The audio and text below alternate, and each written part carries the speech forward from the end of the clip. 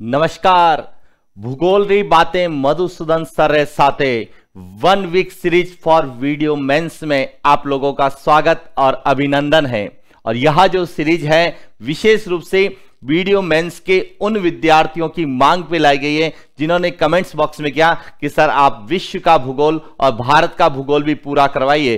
तो आपके लिए मैं स्वयं इस सीरीज को 1 वीक के लिए लेके आया हूं, जिसमें हम लोग विश्व की ज्योग्राफी के संबंध में जो भी आपके टॉपिक सिलेबस में उन टॉपिक पर हम लोग बात करेंगे, ताकि विश्व ज्योग्राफी को लेके जितने भी प्रश्न आपके सिलेबस से संबंधित आने वाले हैं 7 दिन में हमारा सिलेबस पूरा हो जाएगा और आपकी तैयारी को जो है एक नई धार मिलेगी जो आपकी सफलता में सहायक होने वाली है। तो देखिए, सबसे पहले बात करते हैं कि भूगोल की बातें मधुसूदन सर साथ है। इन 1 वीक सीरीज में हम क्या क्या पढ़ने वाले हैं और किन किन टॉपिक पर हम विस्तार से बात करेंगे, किस तरह से प्रश्न पूछे जाएंगे, सबसे पहले उन पर हम लोग बात करते हैं। तो देखिए, सबसे पहले बात करेंगे कि जो आपके वीडियो मेंस के सिलेबस में लिखा हुआ है भूगोल और प्राकृतिक संसाधन, भूगोल और जो प्राकृतिक संसाधन लिखा हुआ है उसमें टॉपिक है संसार के व्यापक भौगोलिक क्षेत्र, यानी कि इस विश्व के व्यापक भौगोलिक क्षेत्र जिसमें महाद्वीप, पर्वत, नदियां और महत्वपूर्ण जो है स्थानों का उल्लेख आपके सिलेबस में किया गया है। और इसी को ध्यान में रखते हुए हम लोग जो है इस भूगोलरी बातें मधुसूदन सर साथे 1 वीक सीरीज में हम महाद्वीपों के बारे में, पर्वतों के बारे में, नदियों के बारे में और विश्व के महत्वपूर्ण स्थान जो कि भौगोलिक दृष्टि से व्यापक क्षेत्र आते हैं, जैसे घास के मैदान हैं, मरुस्थल है, पठार है, झीलें हैं और अन्य कोई भी ऐसे खनिज या उत्पादक क्षेत्र हैं, प्रमुख खाने हैं या विश्व के प्रमुख ज्वालामुखी है या ऐसे क्षेत्र जो ज्योग्राफी के दृष्टि से जो है एग्जाम में पूछे जाते हैं, उन सभी पर हम लोग जो है विस्तृत बात करने वाले हैं। तो आप इस सीरीज के साथ 1 वीक रहिए और अपनी तैयारी को जो है नए अंजाम तक पहुंचाइए और जो आपके जो है सपना आपने देखा है उस सपने को पूरा करने में लग जाइए। तो देखिए, सबसे पहले आज हम बात करेंगे किसके बारे में? महाद्वीपों के बारे में। किसके बारे में बात करेंगे? महाद्वीपों के बारे में बात करेंगे। तो देखिए, सामान्यतः स्टूडेंट यह सोचता है कि महाद्वीप क्या है, महाद्वीप में क्या पढ़ना है। तो सब मैं क्लियर कर देता हूं कि महाद्वीप में क्या पढ़ना है, नदियों में क्या पढ़ना है, पर्वतों में क्या पढ़ना है या महत्वपूर्ण स्थानों में क्या पढ़ना है, इन सब को हम महाद्वीपों के संदर्भ में पढ़ेंगे। क्योंकि यहां से जो प्रश्न आते हैं वह फैक्ट बेस आते हैं, डायरेक्ट पूछे जाते हैं कि कौन सा पठार किस देश में या किस महाद्वीप में है, कौन सा मरुस्थल किस देश में या किस महाद्वीप में, कौन सी नदी किस महाद्वीप में बहती है, कौन से पर्वत किस श्रेणी के हैं और किस महाद्वीप में है। तो हम महाद्वीपों के साथ ही महाद्वीप के संदर्भ में हम पर्वतों का भी अध्ययन करेंगे, नदियों का अध्ययन भी करेंगे, महत्वपूर्ण स्थानों का अध्ययन भी करेंगे और वहां से जितने भी प्रश्न बन सकते हैं उन सब प्रश्नों पर बात करेंगे। तो सबसे पहले तो महाद्वीपों में क्या पूछा जाएगा, तो देखिए महाद्वीपों को लेके क्या क्या प्रश्न बन सकते हैं। सबसे पहले हमें महाद्वीपों की उत्पत्ति को लेके प्रश्न पूछा जा सकता है। महाद्वीप में क्या क्या प्रश्न बन सकते हैं? एक तो उत्पत्ति को लेके प्रश्न पूछा जा सकता है, उसके बाद उनकी विशेषता को लेके प्रश्न पूछा जा सकता है, उनके अन्य नाम को लेके प्रश्न पूछे जा सकते हैं, या तो समग्र रूप से सभी महाद्वीपों को एक साथ पूछे जा सकते हैं, उत्पत्ति के आधार पर, विशेषता के आधार पर और उनके अन्य नाम के आधार पर। इसके अलावा महाद्वीपों में हम बात करेंगे विश्व के प्रमुख पर्वत कौन कौन से महाद्वीपों में हैं, इसको भी हम पढ़ेंगे। साथ में उस महाद्वीप की प्रमुख नदियां कौन कौन सी हैं, इसके बारे में भी अध्ययन करेंगे। इसके अलावा वहां पर कौन कौन से घास के मैदान हैं, इन पर भी हम अध्ययन करेंगे। इसके साथ वहां के प्रमुख मरुस्थल,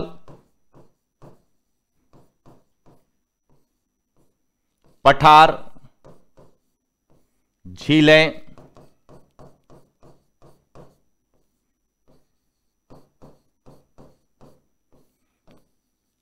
खनन क्षेत्र,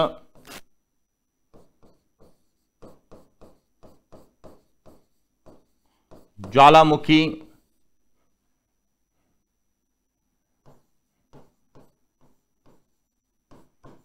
वन क्षेत्र और भी उससे संबंधित कोई भी ऐसी विशेषता है तो उनका भी हम इसके अंतर्गत यानी कि महाद्वीपों के अंतर्गत अध्ययन करने वाले, ताकि आपकी सिलेबस में महाद्वीप, पर्वत, नदियां और जो महत्वपूर्ण भौगोलिक स्थान है वहां सभी एक महाद्वीप में ही कवर हो जाए। और इस तरह से हम प्रतिदिन एक एक महाद्वीप पर बात करेंगे तो 7 दिन में 7 महाद्वीप, 7 महाद्वीप में पर्वत, उन्हीं में नदियां, महत्वपूर्ण स्थान और संसार के व्यापक भौगोलिक क्षेत्र 7 दिन में इस सीरीज में पूरे, और एग्जाम में एक भी प्रश्न गलत ना हो, इसको जो है समझकर हमें इसको पढ़ना है और उसी तरीके से हम लोग आगे पढ़ने वाले हैं, इस सीरीज को पूरा करने वाले। तो देखिए आज हम किस पर बात करेंगे, तो आज हम सबसे पहले बात करने वाले हैं महाद्वीपों की उत्पत्ति को लेके। महाद्वीपों की उत्पत्ति को लेके क्यों पढ़ने वाले हैं, क्योंकि हो सकता है वह आपसे नदियां अलग से पूछे, पर्वत अलग से पूछे और महाद्वीप को पूरा पूरा अलग से पूछ ले कि जो कौन सा महाद्वीप किसका भाग है और किसका भाग नहीं है, या महाद्वीपों की उत्पत्ति है वह किस भूखंड से हुई है, या उस महाद्वीप में जो पर्वत है वह किस भूखंड का भाग है। तो इस तरह से उत्पत्ति को लेकर सबसे पहले प्रश्न बनते हैं महाद्वीपों में। तो क्या प्रश्न बन सकते हैं उन पर हम बात करते हैं। तो शुरुआत करते हैं महाद्वीपों की उत्पत्ति से कि महाद्वीपों की उत्पत्ति कैसे और किस प्रकार से हुई है। सबसे पहले बात करते हैं पृथ्वी की भू समय सारणी के अनुसार। पहला है कि जो हमारी पृथ्वी है,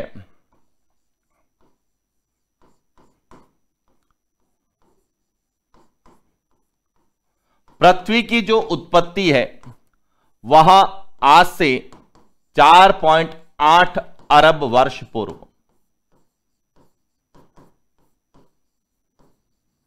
यानी कि पृथ्वी की उत्पत्ति कब हुई है, 4.8 अरब वर्ष पूर्व पृथ्वी की उत्पत्ति हुई है। और जब पृथ्वी की उत्पत्ति हुई उस समय जो है पृथ्वी वर्तमान स्वरूप में नहीं थी, पृथ्वी एक आग का गर्म गोला थी।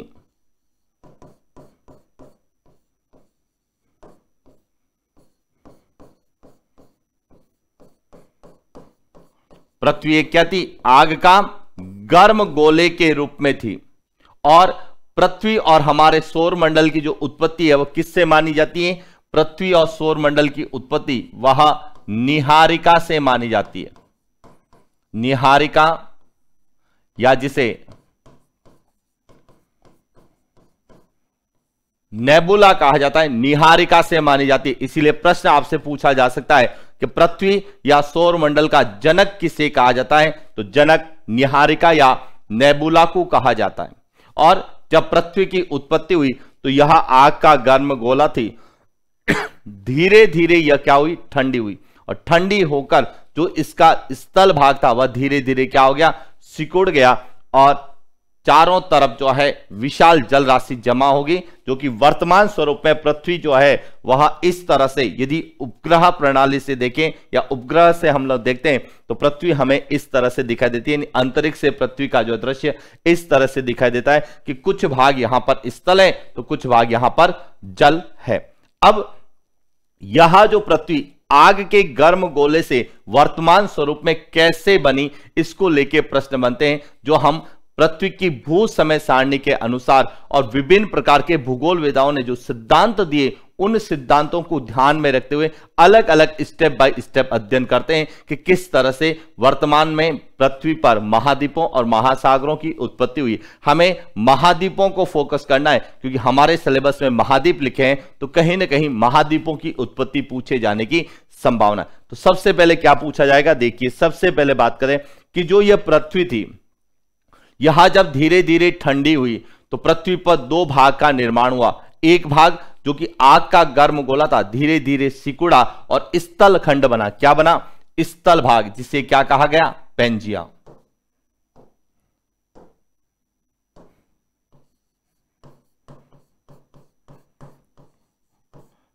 पेंजिया यह क्या था,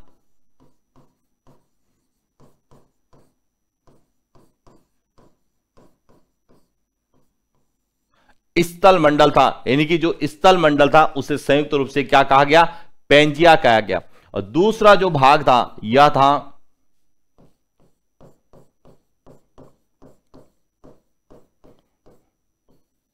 जलमंडल, इसे क्या नाम दिया गया?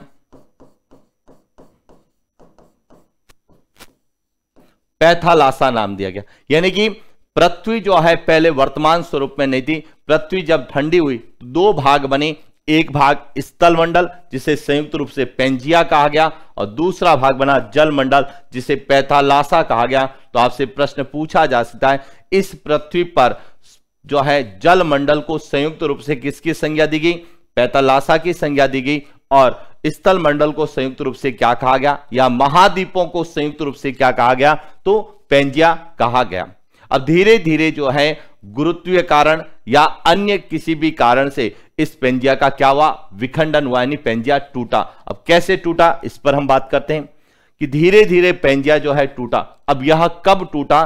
तो यह जो टूटा है वह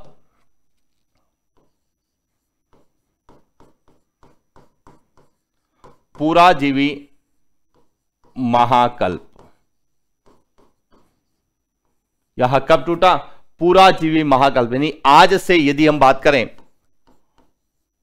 57 करोड़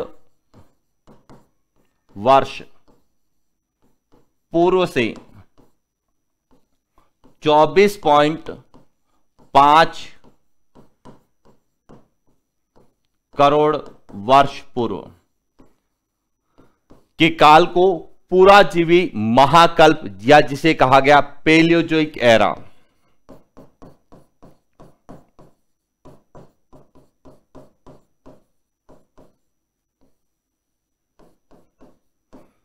पैलियोजोइक एरा कहा गया। इसमें एक कालखंड आया था पर्मियन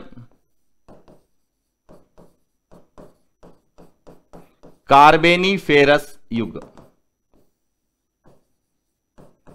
पर्मियन कार्बेनिफेरस युग में इसका जो है किसका?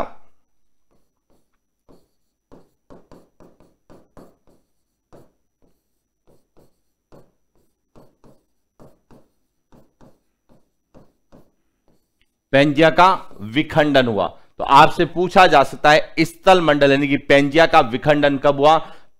पुराजीवी महाकल्प यानी कि जिसे हम पैलियोजोइक एरा कहते हैं, पर्मियन कार्बेनिफेरस। अब इसको पर्मियन कार्बेनिफेरस क्यों लिखते हैं? इसका कारण है कि कुछ भूगोलवेदाओं का मानना है कि जो है कार्बेनिफेरस जो युग आया था इसके अंत में यानी अंतिम क्षण में या अंतिम दिनों में जो है इसका विखंडन हुआ। तो कुछ भूगोलवेदा कहते हैं कि नहीं, पर्मियन काल के आरंभिक जो है समय था उसमें इसका जो है विखंडन हुआ पेंजिया का। इसीलिए इसको पर्मियन कार्बेनिफेरस युग के नाम से जानते हैं कि पर्मियन काल, कुछ किताबें पर्मियन लिखती हैं, कुछ किताबें कार्बेनिफेरस युग लिखती है। तो पर्मियन कार्बेनिफेरस युग में पेंजिया का क्या हुआ? विखंडन हुआ। जब पेंजिया का विखंडन हुआ तो पेंजिया दो भागों में टूटा। दो भाग कौन कौन से थे? एक कहलाया उत्तरी पेंजिया और दूसरा कहलाया दक्षिणी पेंजिया।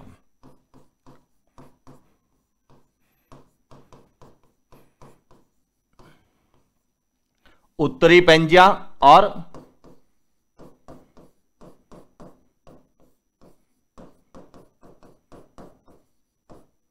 दक्षिणी पेंजिया।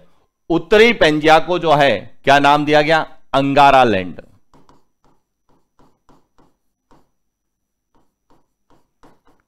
अंगारा लैंड या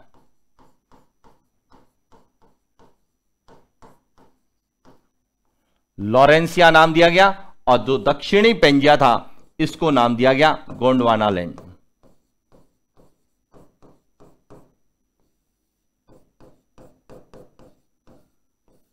और इस तरह से पेंजिया का विखंडन। तो विश्व के जितने भी महाद्वीप हैं वह महाद्वीप या तो गोंडवाना लैंड का भाग है या फिर वह अंगारा लैंड का भाग है। इसीलिए हमें यहां से सीधा प्रश्न पूछा जाता है कि कौन सा अंगारा लैंड का भाग है और कौन सा गोंडवाना लैंड का भाग है। और ये जो अंगारा लैंड और गोंडवाना लैंड जो कि पेंजिया के भाग थे, इसका विखंडन किस काल में हुआ? तो पर्मियन कार्बेनिफेरस में इसका जो है विखंडन हुआ। अब जब अंगारा लैंड और गोंडवाना लैंड दो भाग में टूटे तो इसके बाद अंगारा लैंड और गोंडवाना लैंड का भी क्या हुआ? विखंडन हुआ। और यह कब हुआ और यहां से कौन कौन से महाद्वीपों की उत्पत्ति हुई, उन पर हम लोग बात करते हैं। तो देखिए, इसके बाद जो कालखंड आया उसे कहा गया मध्यजीवी महाकल्प या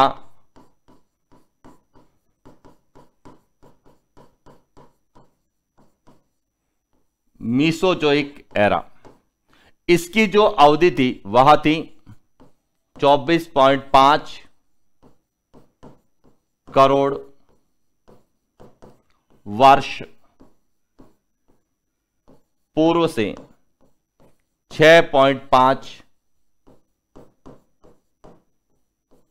करोड़ वर्ष पूर्व। और इस अवधि में अंगारा लैंड और गोंडवाना लैंड का क्या हुआ, विखंडन हुआ। इस अवधि को 3 काल में बांटा गया था।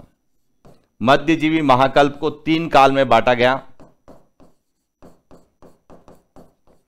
ट्रियासिक,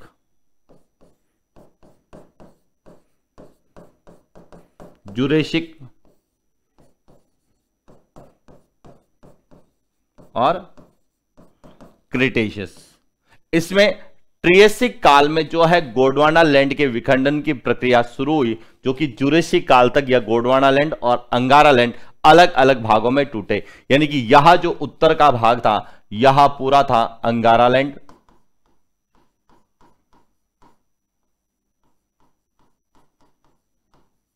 और जो दक्षिण का भाग था यह पूरा था गोंडवाना लैंड।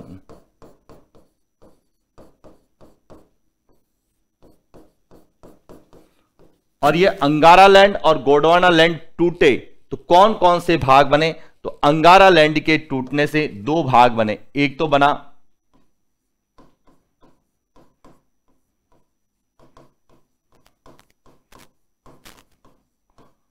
उत्तरी अमेरिका, और दूसरा जो है यह भाग कहलाया यूरेशिया।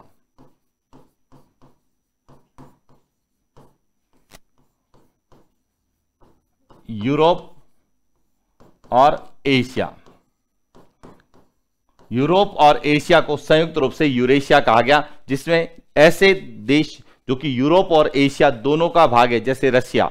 रशिया का जो है रूस के पास जो है उसे हम यूरोपियन रूस कहते हैं, जो एशिया के पास है उसे हम एशियाई रूस या साइबेरियाई रूस के नाम से हम लोग जानते हैं। इसीलिए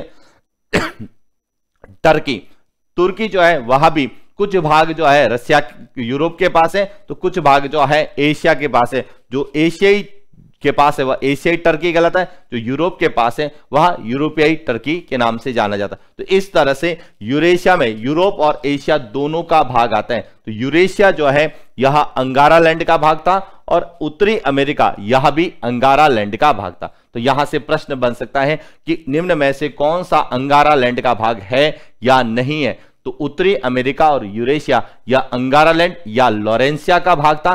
शेष सभी जो है वह गोंडवाना लैंड के भाग थे। अब गोंडवाना लैंड के कौन कौन से भाग थे उन पर हम बात करते हैं। तो गोंडवाना लैंड से किस किस की उत्पत्ति हुई, देखिए। एक तो हुई है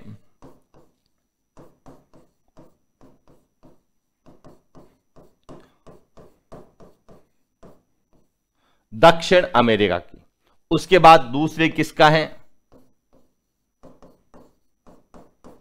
अफ्रीका की उत्पत्ति हुई। इसके बाद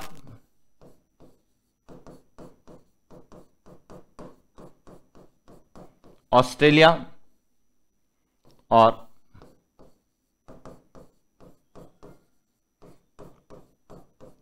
अंटार्कटिका। यह जो 4 महाद्वीप है यह गोंडवाना लैंड के भाग है, जबकि उत्तरी अमेरिका यूरेशिया यह किसके भाग है, यह अंगारा लैंड। और इसी बीच में एक और भूखंड था जिसे नाम दिया गया था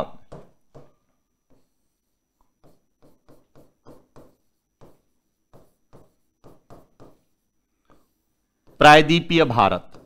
जो प्रायद्वीपीय भारत या जो दक्षिणी भारत है वह जो है किसका भाग माना जाता है, गोंडवाना लैंड का भाग माना जाता है। जबकि जो हिमालय है उसकी उत्पत्ति 33 सागर से मानी जाती है। तो यह महाद्वीपों की उत्पत्ति को लेकर प्रश्न बनता है। क्या प्रश्न बनता है कि कौन से महाद्वीप की उत्पत्ति अंगारा लैंड से हुई है और कौन से महाद्वीपों की उत्पत्ति गोंडवाना लैंड से हुई है। तो अंगारा लैंड से मुख्य रूप से 2 भाग बने थे, उत्तरी अमेरिका और यूरेशिया जिसमें यूरोप और एशिया का भाग शामिल है, और गोंडवाना लैंड से दक्षिण अमेरिका, अफ्रीका, ऑस्ट्रेलिया और अंटार्कटिका बना।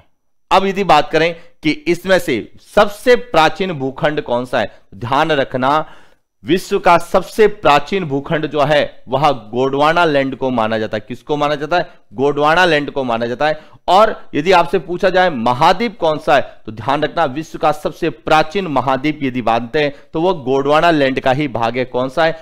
अफ्रीका को माना जाता है। क्यों माना जाता है? क्योंकि अंगारा लैंड में गोंडवाना लैंड में बात करें तो गोंडवाना लैंड की जो भी महाद्वीप जो है उत्पत्ति, गोंडवाना लैंड से जिन महाद्वीपों की उत्पत्ति हुई उनमें सबसे बड़ा महाद्वीप कौन सा है? अफ्रीका है। तो भूगोलवेताओं का यह मानना है कि अफ्रीका जो गोंडवाना लैंड का भाग था, इसी से जो है धीरे धीरे अलग अलग जो है महाद्वीप अलग हुए और उन्हीं से अलग अलग महाद्वीपों की उत्पत्ति हुई। इसीलिए यहां पे नोट करना है। क्या नोट करना है? जो हमें पूछा जा सकता है। क्या पूछा जा सकता है?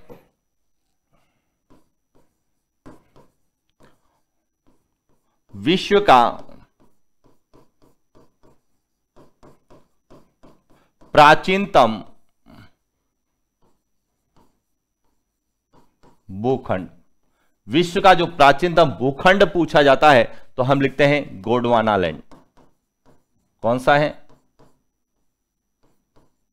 गोंडवाना लैंड पूछता है। और यदि आपसे पूछा जाए कि कौन सा महाद्वीप है, तो अफ्रीका जो महाद्वीप है यह विश्व का सबसे प्राचीन भूखंड माना जाता है, क्योंकि Gondwana land, Africa Gondwana land का ही भाग था और अफ्रीका या गोंडवाना लैंड के टूटने से ही दक्षिण अमेरिका, ऑस्ट्रेलिया, अंटार्कटिका और प्रायद्वीपीय भारत का निर्माण हुआ। इसीलिए विश्व का सबसे प्राचीन भूखंड कौन सा है? वह गोंडवाना लैंड। अब हम बात करते हैं कि यह जो हमारी पृथ्वी है इसमें वर्तमान में क्या स्थिति है। तो ध्यान रखना, हमारी जो पृथ्वी है,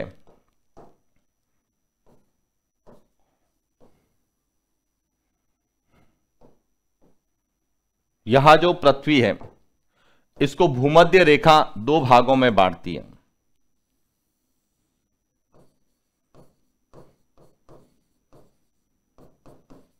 भूमध्य रेखा पूरी पृथ्वी को दो भागों में बांटती है।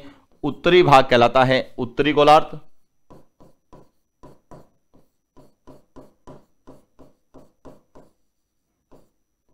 और दक्षिणी भाग कहलाता है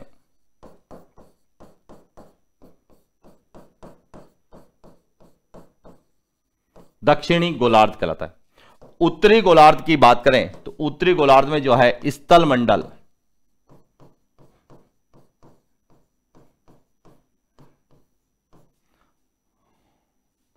और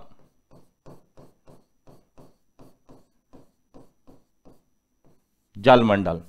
दक्षिणी भाग में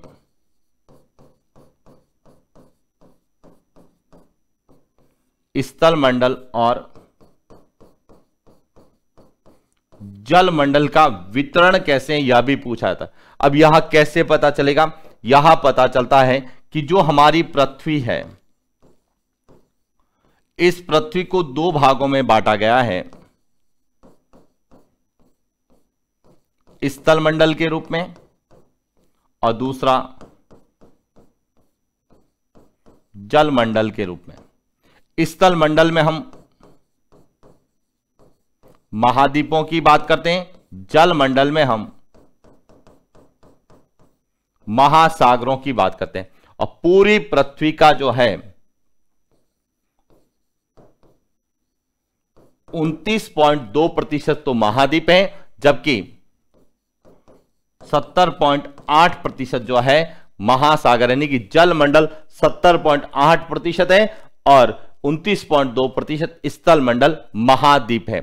अब इनका जो वितरण है वह उत्तरी गोलार्ध और दक्षिणी गोलार्ध में कैसे हैं? तो स्थल मंडल और जल मंडल की बात करें तो उत्तरी गोलार्ध में स्थल मंडल जो है वह 60% के आसपास है, जबकि जल मंडल जो है वह लगभग 40% के आसपास है। लेकिन दक्षिणी गोलार्ध में जल मंडल यह लगभग 81% है और स्थल मंडल वह लगभग 19% है। यानी कि उत्तरी गोलार्ध में महाद्वीप ज्यादा है और महासागर कम है, जबकि दक्षिणी गोलार्ध में महाद्वीप कम है और महासागर ज्यादा है। और इसी को आधार बना के वहां आपसे प्रश्न पूछ सकते हैं कि कौन सा महाद्वीप पूर्ण रूप से उत्तरी गोलार्ध में स्थित है या कौन सा महाद्वीप पूर्ण रूप से दक्षिणी गोलार्ध में स्थित है। तो यहां हम आगे महाद्वीपों की विशेषताओं में इसका अध्ययन करने वाले हैं। तो ये इसमें आपने महाद्वीपों की उत्पत्ति को लेकर हमने बात की कि महाद्वीपों की उत्पत्ति किससे हुई है और पृथ्वी पर जो 7 महाद्वीप वर्तमान में हैं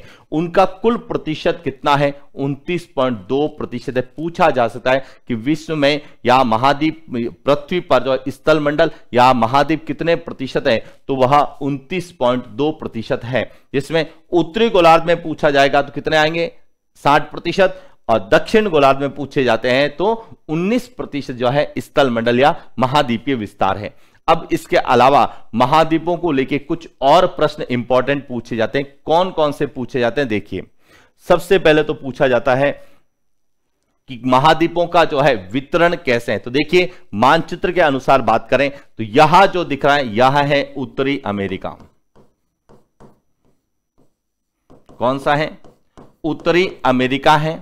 और उत्तरी अमेरिका में यूएसए का भाग आता है, एक तो संयुक्त राज्य अमेरिका आता है, कनाडा आता है, मध्य अमेरिका का भाग आता है, और यहां जो आपको दिख रहा है यह है ग्रीनलैंड।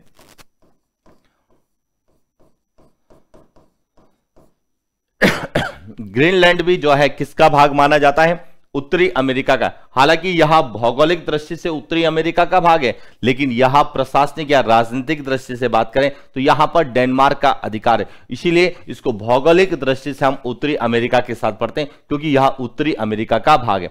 इसके बाद दूसरा है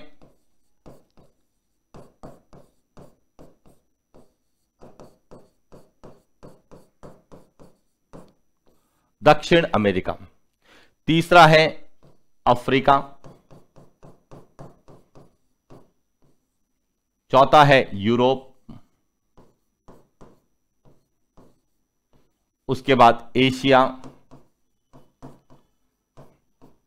छठा है ऑस्ट्रेलिया,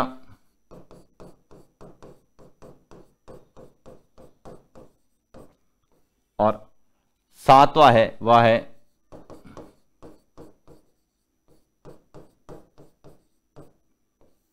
अंटार्कटिका।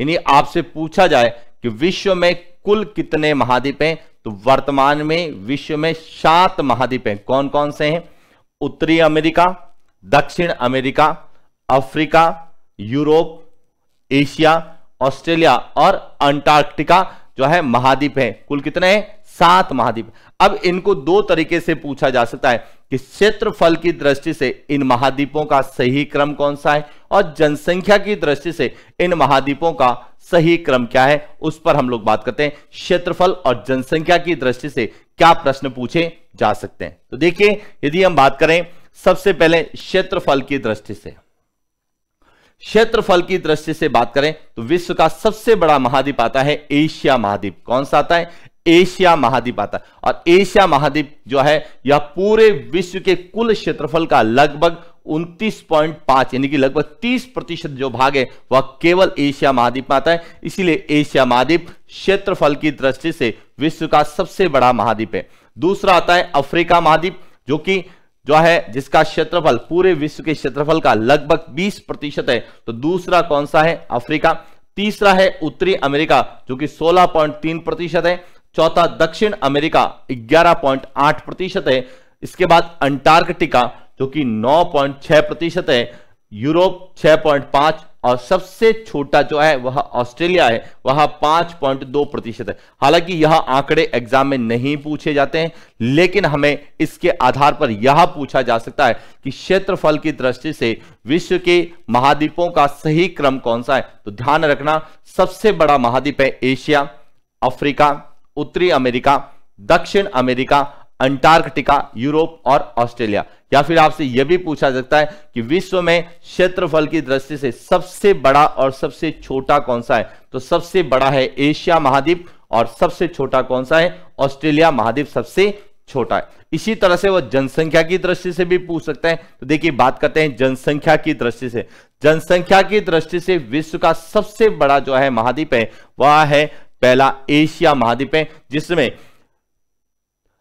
387.9 करोड़ जो है जनसंख्या है। हालांकि यह आंकड़े परिवर्तनशील आंकड़े हैं, इसीलिए इन आंकड़ों को नहीं पूछा जाता है। इन आंकड़ों के आधार पर हमने तुलनात्मक अध्ययन कर सकते हैं, और ये पुराने आंकड़े हैं, नवीन आंकड़े नहीं है। इसीलिए यहां पर आंकड़ों को ज्यादा फोकस नहीं करना है। यहां पे आंकड़ों के आधार पर केवल आपको क्रम पता होना चाहिए कि विश्व में सबसे ज्यादा जनसंख्या कहां निवास करती है। एशिया महाद्वीप में निवास करती है, पहला नंबर है। इसके बाद दूसरा कौन सा है? अफ्रीका का आता है। दूसरा सबसे सर्वाधिक जनसंख्या वाला महाद्वीप कौन सा है? अफ्रीका। तीसरा है यूरोप, चौथा है उत्तरी अमेरिका, पांचवा है दक्षिण अमेरिका, और छठा है ऑस्ट्रेलिया। यानी कि जनसंख्या की दृष्टि से विश्व में कुल कितने महाद्वीप माने गए?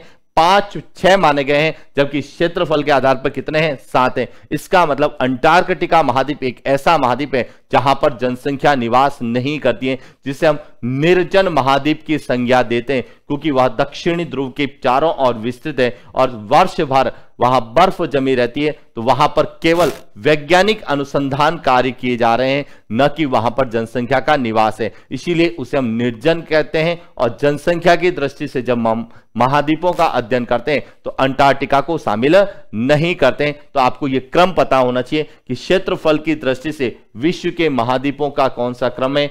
एशिया, अफ्रीका, उत्तरी अमेरिका, दक्षिण अमेरिका, अंटार्कटिका, यूरोप और ऑस्ट्रेलिया है। और जनसंख्या की दृष्टि से पूछा जाए तो एशिया, अफ्रीका, यूरोप, उत्तरी अमेरिका, दक्षिण अमेरिका और ऑस्ट्रेलिया है। तो ये थे विश्व के महाद्वीप, जिनको लेके उत्पत्ति के आधार पर क्या प्रश्न पूछे जा सकते हैं, या क्षेत्रफल और जनसंख्या की दृष्टि से क्या प्रश्न पूछे जा सकते हैं, उन पर हम लोगों ने चर्चा की है।